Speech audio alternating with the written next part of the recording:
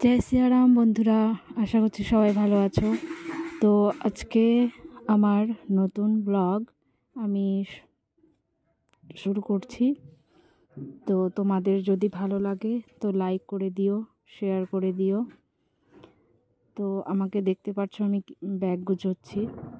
তো সেটা হচ্ছে আমার বাবা কোথাও যাচ্ছে, সেটা আমাদের সাথে শেয়ার করার জন্যই আমি এই ভিডিওটা বানিয়েছি। তো আমার বাবা প্রয়াগরাজ যাচ্ছে, তো এটা আমি ভিডিওটা একদিন পরে আমি পোস্ট করছি। আমি একদিন আগেই ভিডিওটা করেছিলাম, তো আমি আজকে ভিডিওটা পোস্ট করব। তো সেই জন্য ভিডিওটা তোমাদেরকে দেখানোর জন্য আমি সব ভিডিও করে রেখেছি। আর দেখো, বাবা রেডি হয়ে গেছে, আমার ব্যাগ গুছানো হয়ে গেছে বাবার। যাওয়ার তো খুব ইচ্ছে আমারও ছিল, তো যাওয়া হয়নি, কিন্তু ইচ্ছে আছে, যেহেতু টাইমটা আছে এখনো, ইচ্ছেও আছে যাওয়ার। তো কিছু লোক জোগাড় করছি যার সাথে যাওয়া যাবে। তো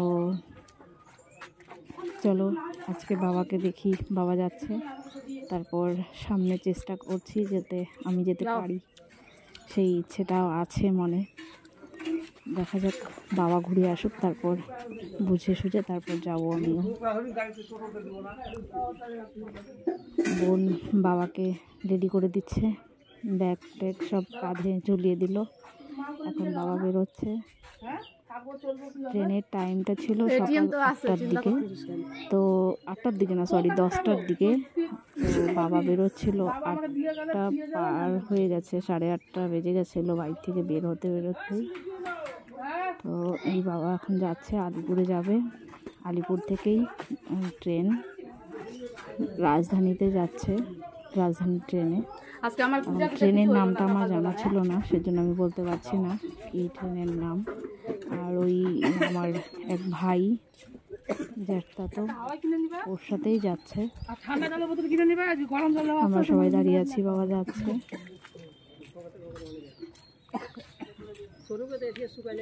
দেখো ঢাইকে দিলি কেন রে?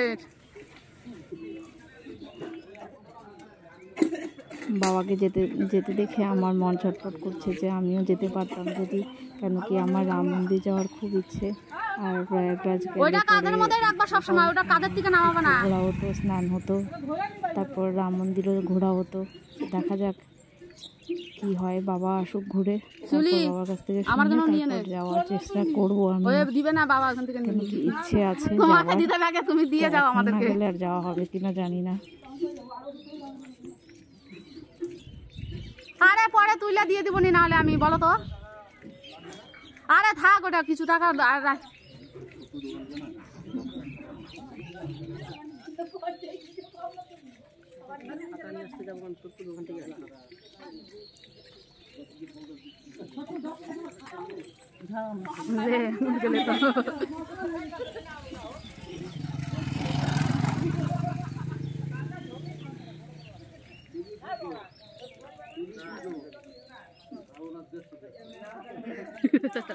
আচ্ছা, ও 50 টাকা বেশি কেন?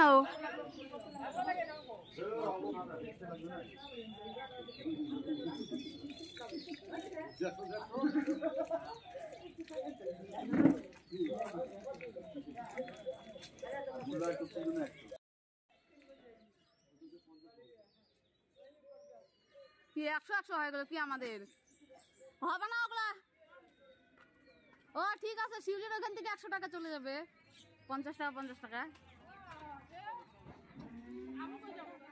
তুইও তো 150 টাকাই হইলো তোরও।